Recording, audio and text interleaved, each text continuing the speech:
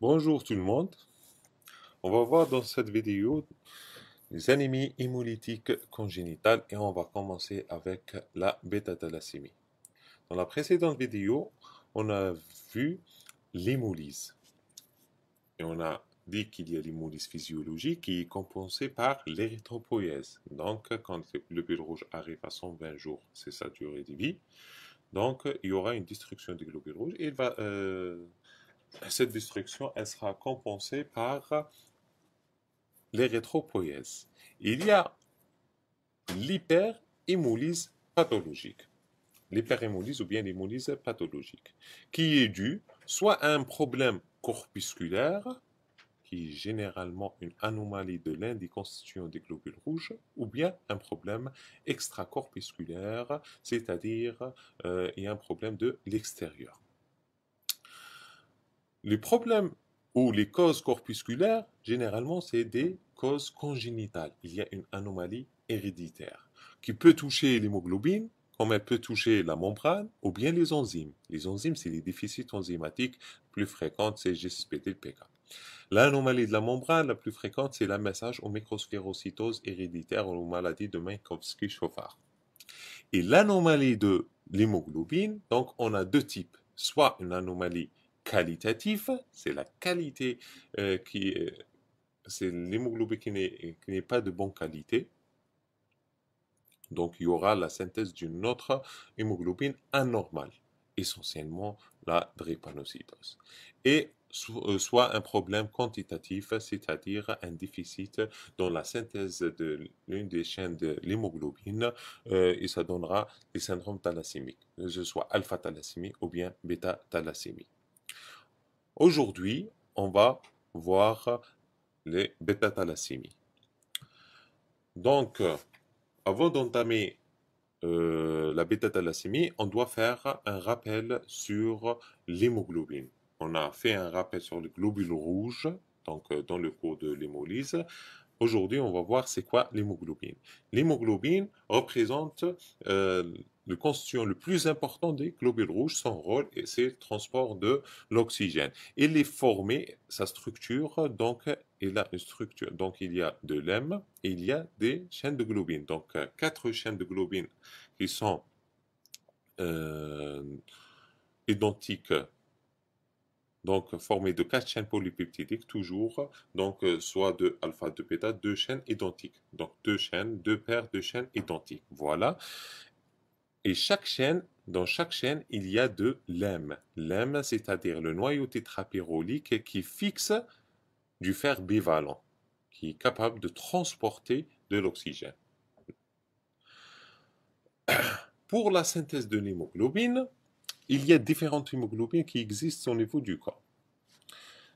Donc, on va expliquer ça par la synthèse des différentes chaînes, donc des chaînes de globine. Dans la vie fœtale ou bien la vie intra-utérine, il y a les chaînes alpha et il y a les chaînes non alpha. Donc, il y a deux types de chaînes. Il y a les chaînes alpha, il y a les chaînes non alpha. Les chaînes alpha donc sont produites dès les premières semaines de la vie intra-utérine. Voilà, et ça reste constante. La synthèse reste constante même après la naissance et à l'âge adulte. Voilà. Pour la chaîne non alpha, on a d'abord la synthèse. On ne va pas donc rentrer trop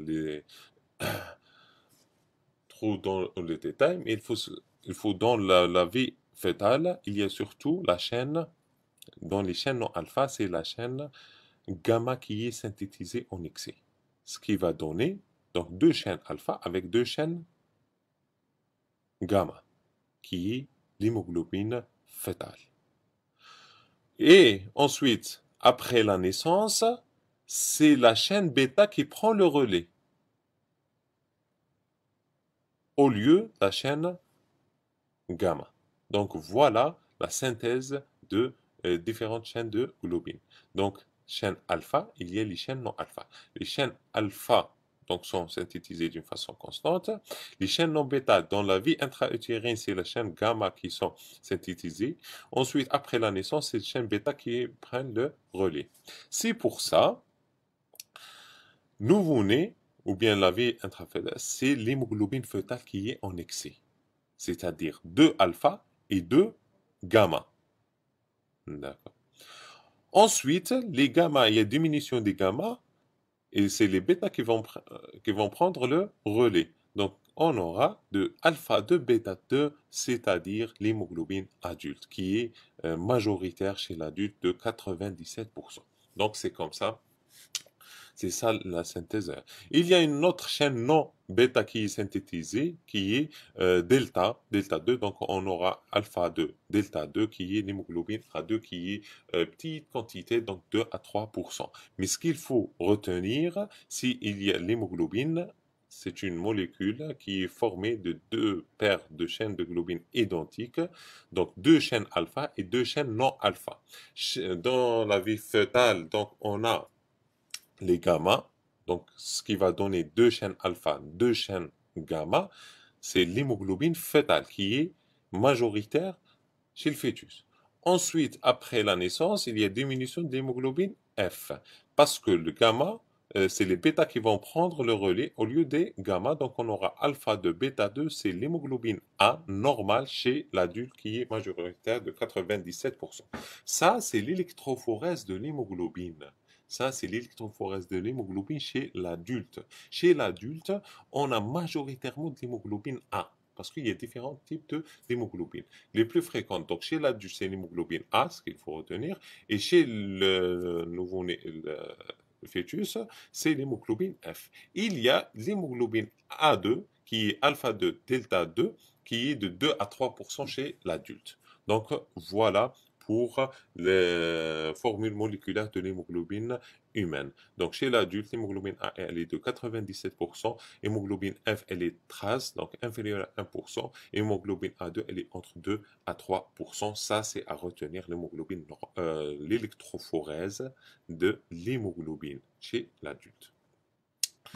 Pour les chaînes alpha, et il y a les chaînes bêta. Les chaînes bêta sont, donc c'est le chromosome 11 qui commande la synthèse de la chaîne des chaînes bêta. Et le chromosome 16 qui commande la synthèse des chaînes alpha. On a 141 acides aminés dans la chaîne alpha et 144 acides aminés pour les chaînes bêta. Donc voilà. Ça, on a vu déjà les causes de l'hyperhémolyse. Pour l'hémoglobinopathie, donc, soit il y a un problème au niveau de ces chaînes, donc un déficit, donc un problème quantitatif, ce qui va donner le syndrome thalassémique. S'il y a un déficit ou diminution de la synthèse des chaînes bêta, c'est la bêta-thalassémie. S'il y a un déficit ou diminution de la synthèse des chaînes alpha, donc c'est l'alpha-thalassémie. S'il y a un problème, donc il y a une autre hémoglobine anormale qui est synthétisée par une mutation, s'il y a une mutation au niveau des deux chaînes ou bien au niveau de l'un de ces chaînes, donc on aura une synthèse d'une hémoglobine autre, anormale. Ce qui, donc l'exemple le plus fréquent, c'est le syndrome drépanocytaire. Donc pour la bêta-thalassémie, comme on vient de l'expliquer, donc c'est une anémie hémolytique congénitale, donc c'est héréditaire. Voilà, absence ou diminution de la synthèse de chaîne de globine bêta. Donc soit, donc il y a un problème puisque c'est le chromosome 11 qui commande la synthèse de la chaîne bêta. Donc soit il y a un problème au niveau, donc déficit total, donc il y a pas de synthèse de bêta et une mutation, parce qu'il y a différents types de mutations. Parfois, on a des mutations qui donnent que la chaîne bêta ne sera pas synthétisée. Du coup, on aura bêta 0. Donc, il n'y a pas de chaîne de bêta. S'il y a d'autres mutations, donc on peut avoir synthèse minime de bêta, on parle de bêta plus. Mais les deux, pour qu'il y ait la maladie, parce que la bêta-thalassémie, elle est transmise selon le mode autosomique récessif. C'est-à-dire, il faut que les deux parents soient hétérozygotes. Ça obéit au... Donc, vous avez vu déjà ça dans, en génétique, donc transmission autosomique récessive, il faut qu'il y ait les deux allèles d'ADN qui sont atteintes. C'est-à-dire que la maladie doit être, donc les deux parents doivent être hétérozygotes. Hétérozygote, c'est-à-dire il est porteur de la maladie, mais il n'est pas malade puisqu'il y a allèle qui est fonctionnel. Donc, il y a de la chaîne bêta qui est synthétisée. Mais quand il y a une anomalie des deux chaînes, donc on parle de bêta-thalassémie homozygote, c'est la maladie, là où il y a les manifestations cliniques. Donc, si on fait les différentes probabilités, c'est on a deux parents hétérozygotes, donc on a 25% que l'enfant soit sain, 25% qu'il soit malade et 50% qu'il soit hétérozygote porteur. C'est pour ça, pour poser le diagnostic, il ne suffit pas de faire que l'électrophorèse de l'enfant. Il faut faire pour confirmer l'électrophorèse des deux parents. Il faut que les deux parents soient hétérozygotes pour confirmer le diagnostic. Donc ça, c'est un point qui est très important. Pour l'épidémiologie, la fréquence, donc bêta-thalassémie, elle est fréquente, ce qu'on peut dire en épidémiologie, elle est fréquente dans le pourtour méditerranéen. Voilà, c'est ce qu'on peut dire. Elle est fréquente en Algérie également. Sur le plan physiopathologique, quand on a un déficit en chaîne bêta, qu'est-ce qu'on aura? Donc, absence de la, ou diminution de la synthèse de la chaîne bêta. Il y aura automatiquement augmentation des chaînes alpha. Donc, il n'y a pas de bêta, il y a augmentation des chaînes alpha.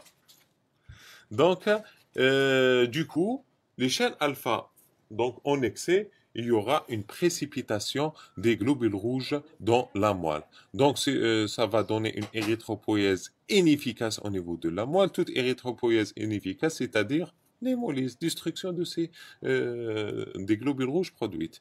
Donc, hémolyse au niveau périphérique qui est responsable de l'anémie. Donc, de ce mécanisme, puisqu'il n'y a pas une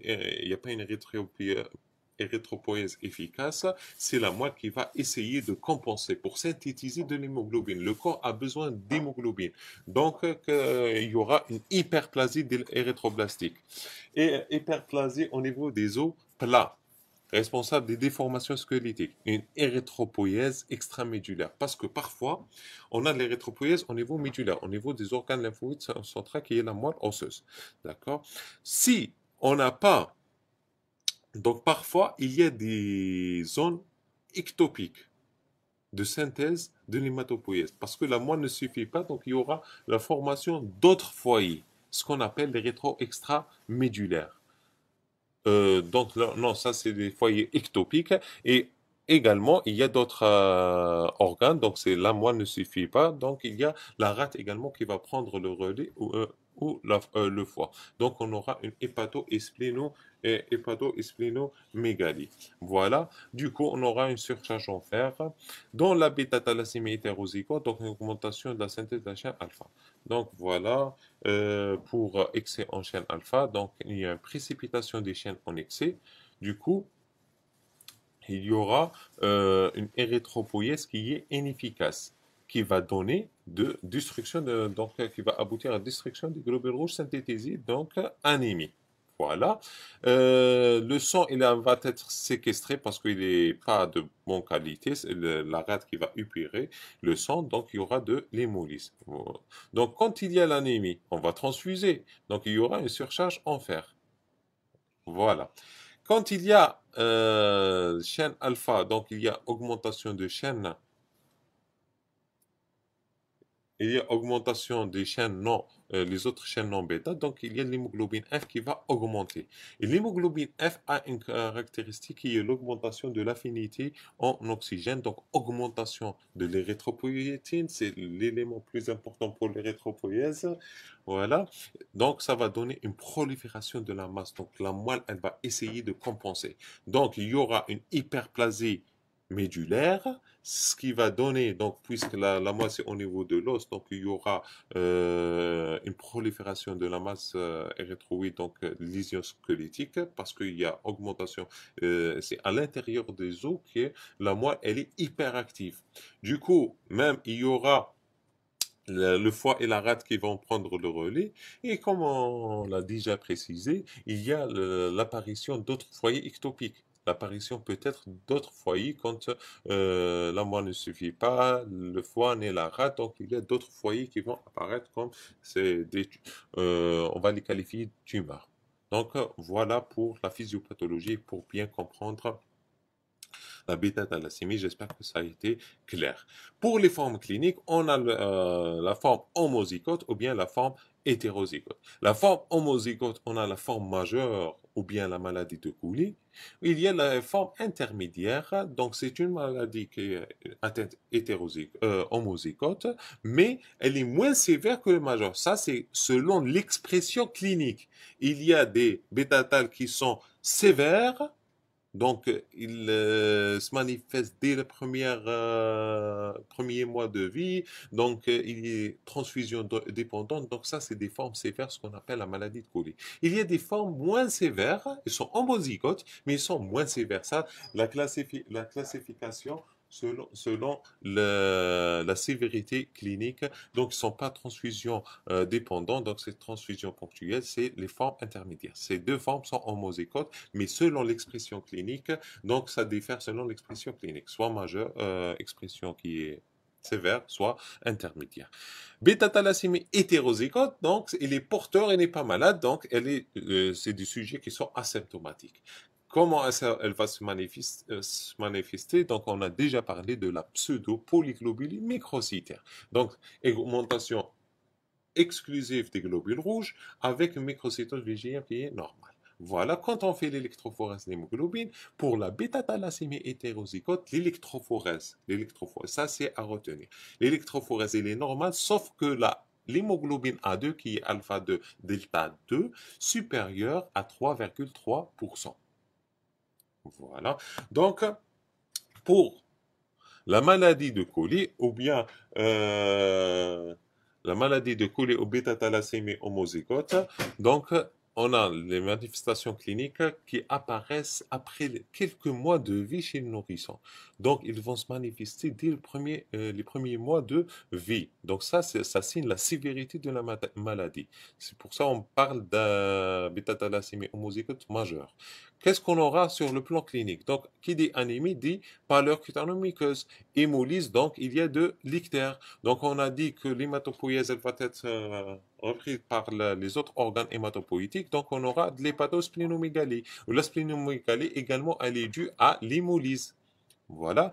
L'hyperplasie, donc, puisque la moelle, elle va essayer de régénérer, Il n'y a pas problème au niveau de la moelle. C'est un problème d'hémoglobine. Donc, c'est au niveau de l'hémoglobine. Donc, l'anémie, elle est régénérative. Donc, la moelle, elle va essayer de régénérer. Du coup, il y a une hyperplasie, une hyperactivité de la moelle puisque la moelle, c'est au niveau des os, il y aura une déformation des os. Donc, ça donne l'aspect mongoloïde, c'est-à-dire la région molaire sont élargies, les bases du nez sont aplaties, la base du nez est aplatie. Il y a un hypertélorisme, c'est-à-dire augmentation de la distance entre les deux yeux et protrusion des maxillaires supérieurs. Donc ça, c'est l'aspect caractéristique mongoloïde des bêta-thales. Si donc les bêta-thales, dès qu'on voit leur faciès, donc c'est caractéristique. Il est caractéristique, donc ça donne cet aspect. Il y a l'hypertélorisme, donc élargissement, aplatissement de la base du nez, donc l'hypertélorisme. Voilà, c'est ça, déformation. Et qu'est-ce qu'on aura? L'aspect en brosse, ça c'est l'aspect en brosse.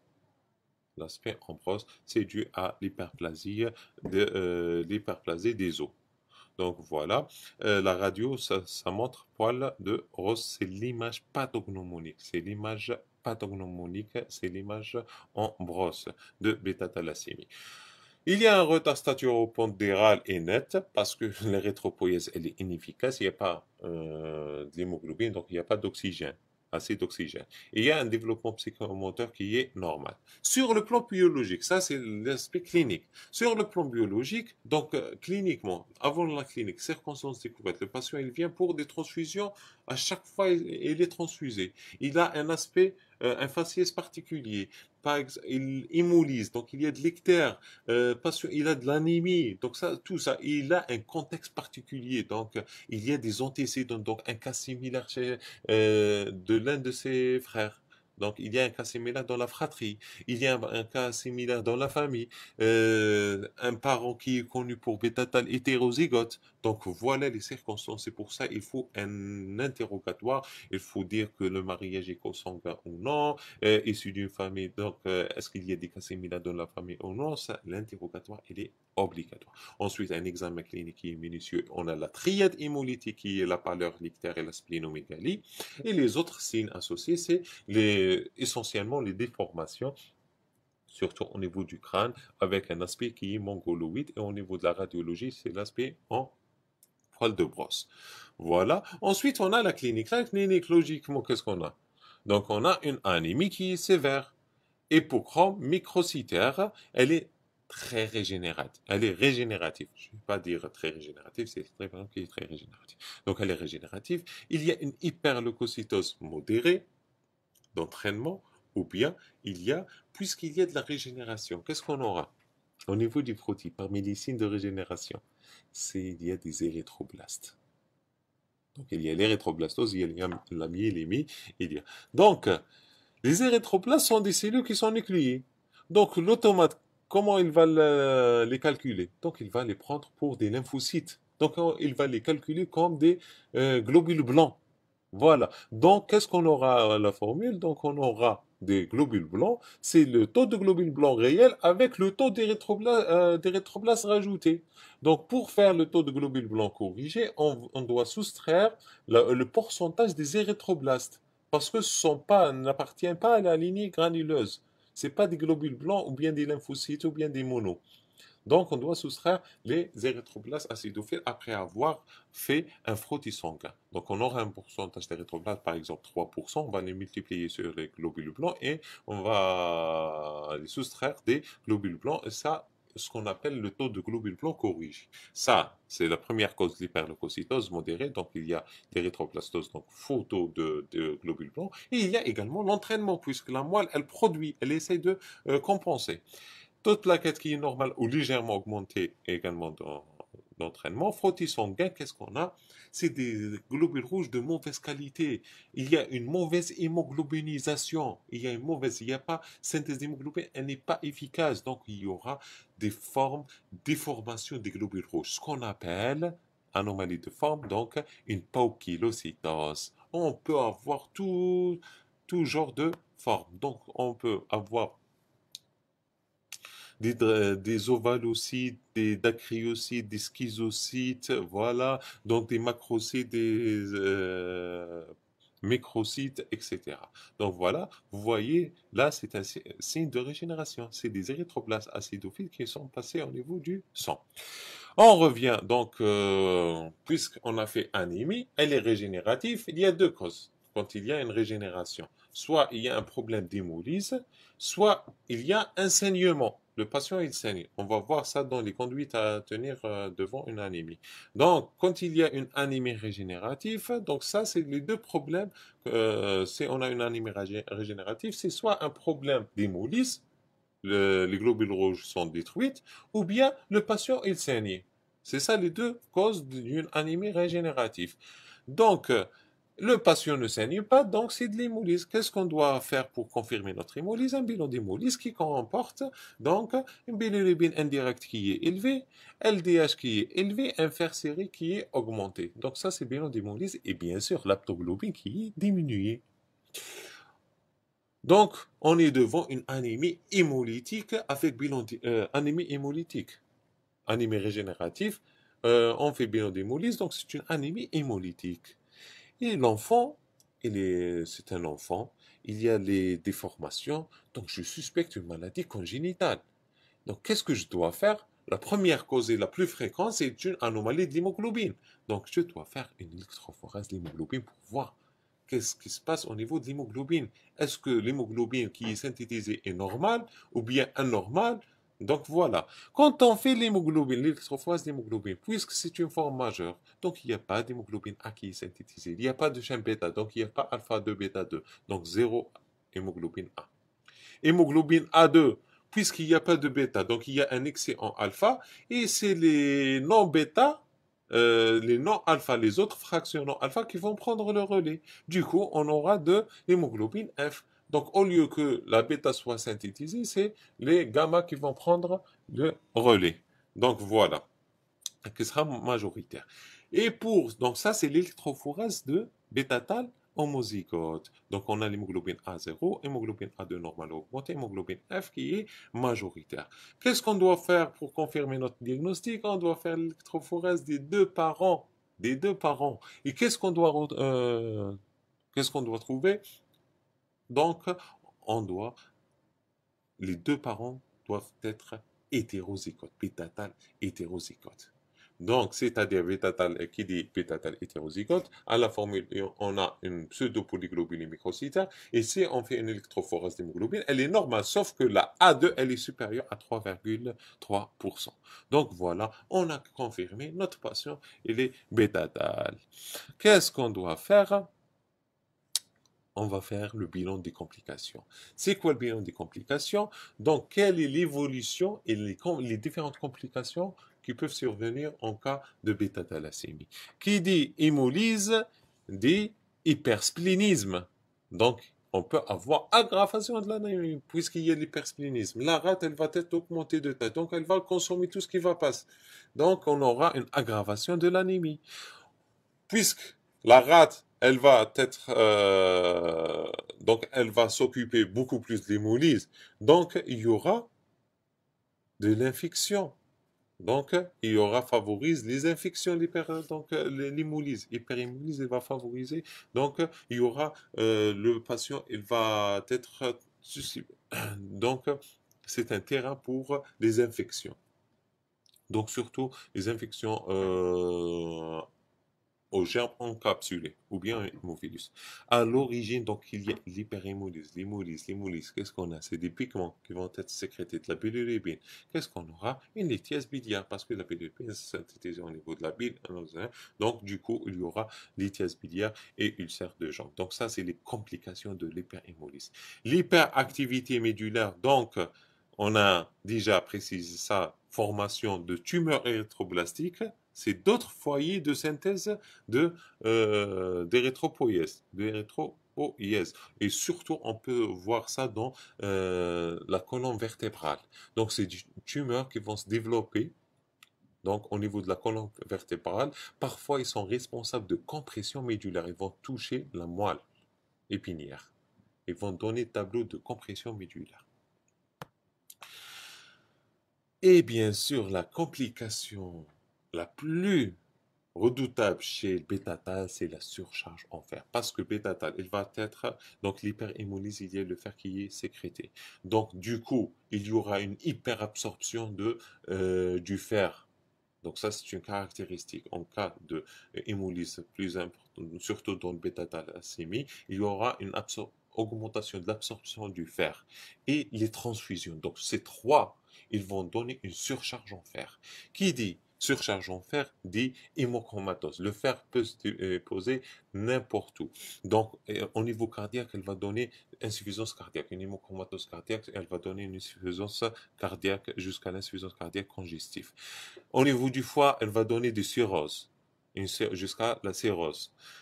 Au niveau endocrinien, si elle dépose au niveau du pancréas, elle va donner diabète. Sur la thyroïde, elle va donner dysthyroïdie. Si on a dû faire au niveau de l'hypophyse, etc., on aura de l'hypopituitarisme, de l'ostéoporose, dysparathyroïdie, des troubles gonadiques, c'est au niveau génital. Donc, le fer, elle peut déposer dans n'importe quel organe et il va donner une complication de ces organes. Donc voilà la complication la plus redoutable de la bêta-thalassémie.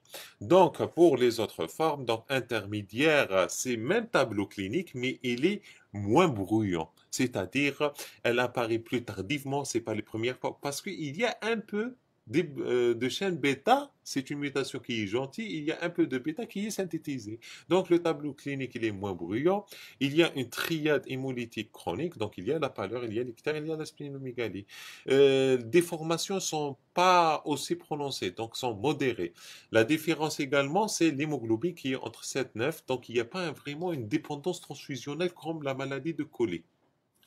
mais ça reste une forme homozygote. Et il y a l'indépendance transfusionnelle. C'est ça, c'est le même tableau. Pour faire la différence, c'est surtout la découverte qui est plus tardive, parce qu'il y a un peu de chaîne bêta qui est synthétisée. Donc, tableau clinique qui est moins bruyant, triade hémolytique, déformation qui est modérée, hémoglobine qui est aux alentours de 9, 7, 9 qui est compatible avec la vie, et indépendance transfusionnelle. Pour la mineure hétérozygote, elle est asymptomatique, elle est porteur, il y a la pseudoproglobulée et l'alpha 2 qui est supérieur à 3,3%. Donc, si on résume les complications, donc on a les complications qui sont dues à la transfusion. Donc, c'est des transfusions. On va transfuser, on va donner du sang pour compenser le déficit. Donc, quelles sont les complications de la transfusion? On va voir ça en détail dans le cours de la transfusion. On aura une surcharge en fer parce que le sang il va apporter du fer. La première des choses. On a une sérologie, donc il y a le risque des infections virales. Hépatite B, l'HIV, l'hépatite... et il y a donc ça, c'est pour, et il y a les réactions, donc, etc. Et risque d'inconvénient, voilà, d'immunisation. Pour les complications liées à la transfusion, donc le maître, c'est surcharge en fer. Deuxième des choses, qu'est-ce qu'on aura? Le fer qui va se déposer dans n'importe quel organe, au niveau central, donc au niveau des organes donc, endocriniens central. Donc les organes endocriniens centraux, il va donner de l'hypopituitarisme. Elle peut donner au niveau de la thyroïde l'hypothyroïdie, parathyroïde, elle peut donc se déposer dans différents tissus endocriniens. Donc, il va donner différentes pathologies endocriniennes, même diabète, problèmes gonadiques, etc. Donc, il y aura de l'hyperplasie des os, donc la déformation, et on a les sites ectopiques, donc les tumeurs. Voilà. Pour les autres causes, donc l'ostéoporose, il y a le retard staturo-pondéral, il peut se déposer le fer au niveau du cœur, donc les cardiomyopathies, etc. Donc ça, c'est les différentes complications. Il faut se rappeler de la surcharge en fer, des complications liées à l'hyperhémolyse qui sont l'hypersplénisme, l'infection, surtout les infections, surtout les infections, et le lithiase biliaire. Donc ça, c'est lié à l'hyperhémolyse et la rate sera plus fonctionnelle, donc le patient va développer beaucoup plus d'infections, donc le risque infectieux, l'hyperhémolyse, donc les lithiases vésiculaires, l'hyperactivité médulaire, donc formation du tumeur et la surcharge en fer. Et les complications de la transfusion, c'est surtout les infections virales. Donc ça, c'est pour les complications. On arrive à un dernier chapitre qui est le traitement. Comment on traite la bêta-thalassémie? On doit lutter d'abord contre l'anémie et ses conséquences. C'est ça notre but de traitement. Donc, elle va se baser essentiellement sur la transfusion. On va donner du sang pour compenser le déficit en hémoglobine. Donc, généralement, c'est toutes les 3 à 4 semaines des kyloglobulaires, des leucocytes, des plaquettés. On doit donner du kyloglobulaire phénotypé filtré. On va voir c'est quoi phénotypé dans le cours des groupes sanguins.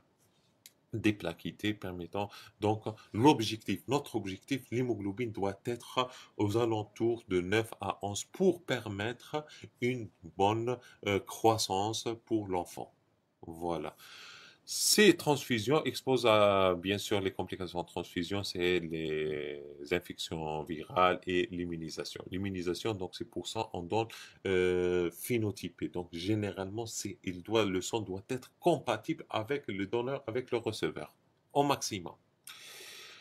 Puisqu'il y a donc le traitement, comment raisonner au niveau du traitement? Donc, on cite les complications et on traite les complications. S'il y a un traitement pour l'étiologie, on traite l'étiologie. Donc ça, si on suit les complications, il y a complication, la première, c'est l'anémie. Donc, on traite l'anémie. Comment on traite l'anémie? On donne des transfusions.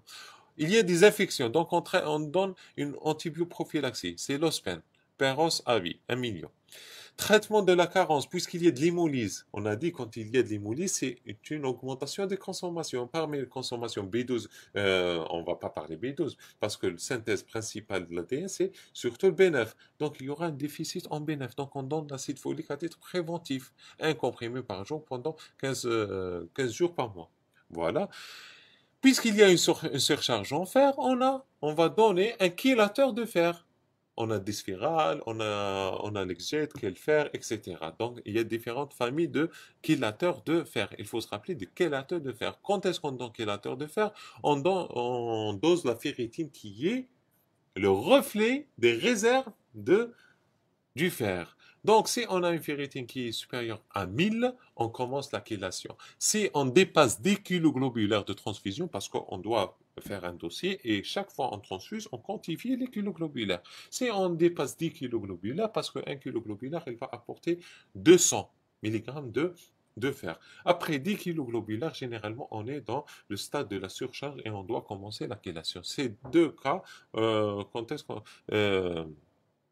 c'est l'indication de débuter la chélation. En cas de ferritine supérieure à 1000, c'est-à-dire on est au stade de l'hémochromatose, au surcharge en fer, et ou bien transfusion supérieure à 10 kg globulaires. Donc voilà les indications des chélateurs de fer. La splénectomie, puisque c'est le foyer et c'est le principal cimetière des globules rouges. Donc, quand il y a de l'hypersplénisme, donc la rate, elle devient volumineuse, elle va consommer, donc augmentation. Au lieu, le patient, d'habitude, pour le maintenir à 8, 9, à 9, on donne 1 kg globulaire par 3 semaines à 4 semaines. Mais cette fois-ci, le patient, chaque semaine, on rajoute 1 kilo. Donc, il augmente ce qu'on appelle l'augmentation des besoins transfusionnels. Donc, ça, c'est un signe d'hypersplénisme, c'est-à-dire la rate a pris du volume. Donc, elle consomme plus des globules rouges. Donc voilà, donc ça c'est les signes d'hypersplénisme. Donc, ou bien apparition d'autres cytopénies. Une leucopénie, une thrombopénie, parce que la rate, elle va bouffer les autres éléments figurés du sang. Donc, on aura l'hypersplénisme. Donc, on va indiquer une splénectomie. On va lever le site de séquestration. Donc, indication surtout quand l'âge dépasse 5 ans pour éviter les infections encapsulées. Vacciner le patient entre le pneumocoque et entre l'hémophilus, donc pneumovax et hémophilus surtout, et antibioprophylaxie à l'issue. Et bien sûr, un anti-agrégant pour éviter les risques thrombotiques parce qu'il y a augmentation des d'autres plaquettes. Voilà. Et il y a l'hydria qui est l'inducteur de l'hémoglobine F. Donc, puisqu'il n'y a pas d'hémoglobine A, donc il y aura on doit augmenter l'hémoglobine F pour permettre plus ou moins d'avoir de l'hémoglobine qui est fonctionnelle et qui va transporter de l'oxygène. Donc, quel est l'inducteur de l'hémoglobine F? C'est l'hydria. Ils ont trouvé que ce antimitotique, c'est un antimitotique, antimitotique, donc il va induire une augmentation de l'hémoglobine F. Donc, c'est l'un des mécanismes d'action donc, de l'hydria. Ils ont trouvé que l'hydria ou l'hydroxyurie qui est utilisée comme antimitotique, donc elle est utilisée pour induire une augmentation de l'hémoglobine F. Donc, on le donne et ça permet d'espacer les transfusions. Donc, ça augmente l'hémoglobine F. Donc, le patient il sera mieux oxygéné qu'un patient bêta-tal sans traitement. Voilà pour le traitement symptomatique. Le seul traitement curatif, c'est la greffe de moelle allogénique. C'est le seul moyen pour obtenir la guérison. Donc tout ça, c'est un traitement qui est symptomatique. On traite les complications. Vous avez vu, il y a de l'anémie, on transfuse. Il y a de l'infection, on donne un traitement prophylactique. Il y a une carence parce qu'il y a un hyperhémolyse, on donne de la BNF. Il y a une surcharge en fer, on chélate. Il y a donc une séquestration qui est augmentée et donc on doit lever l'obstacle, donc on fait une splénectomie. Il y a donc, on peut espacer les transfusions par un inducteur d'hémoglobine F. On donne de l'hydria. Donc tout ça, c'est un traitement symptomatique. Le seul traitement curatif, c'est une greffe de moelle allogénique. Seul moyen pour obtenir la guérison ou bien la thérapie génique. Pour le traitement préventif, qui est très important, très important, très important, c'est par un diagnostic prénatal, informer la famille à risque. Par exemple, si on a un homme qui est bêta-tal hétéro, on lui propose d'avant qu'il se marie, que sa femme fasse une électrophorèse de l'hémoglobine. Donc voilà, pour dépister les hétérozygotes et informer des différents risques. Parce que deux hétérozygotes, il y a risque d'avoir bêta-tal homozygote. Donc voilà pour la bêta-thalassémie. Alpha-thalassémie, quand il y a un déficit en alpha. On ne va pas s'attarder sur ça. C'est un tableau clinique qui est similaire à la bêta-thalassémie hétérozygote ou bien bêta-thalassémie intermédiaire. Sauf quand il y a une délétion des 4 gènes, donc c'est l'alpha 0 thalassémie, c'est incompatible avec la vie. Donc c'est ça, le plus important, c'est de connaître la bêta-thalassémie. Donc, merci pour votre attention. Et la prochaine vidéo, elle sera sur la drépanocytose. Qui est un problème qualitatif de l'hémoglobine. Merci pour votre attention. J'espère que ça a été clair. À la prochaine vidéo, Inch'Allah.